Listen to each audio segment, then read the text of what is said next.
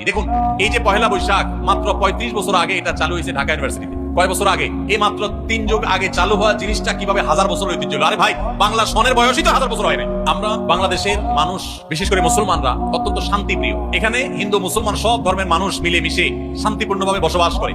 আমি প্রায় সময় বলার চেষ্টা করি, আমাদের পার্শ্ববর্তী দেশ ভারতে, আমাদের আশপাশের বিভিন্ন দেশে বিভিন্ন সময় ধর্মীয় দাঙ্গা আমরা শুনি। প্রায় সময় বাংলাদেশের ইতিহাসে উল্লেখযোগ্য সেরকম সমস্ত দেশের মতো একটা দাঙ্গাও কখনো হয় নাই। এখানে মুসলমান এবং হিন্দু অন্য ধর্মের মানুষ সবাই মিলেমিশে থাকে।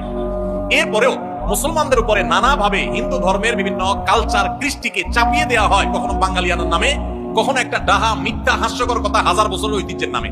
পান্তা ইলিশ খান না, সারা বছর গরিব যেটা পান্তা ভাত খায়, সেটা একদিন খাই আপনি বাঙালি হয়ে যাচ্ছেন একেবারে। সারা বছর বার্গার চাপাইতে চাপাইতে শেষ। বার্গার খাওয়া দোষ কিছু না, আপনিও খান, কিন্তু সারা বছর যারা পান্তা খায় তাদের সাথে তামাশা করছেন বছরে একদিন পান্তা খায়। এই তামাশার কোনো মানে হতে পুরা পয়লা বৈশাখের শুরু থেকে শেষ পর্যন্ত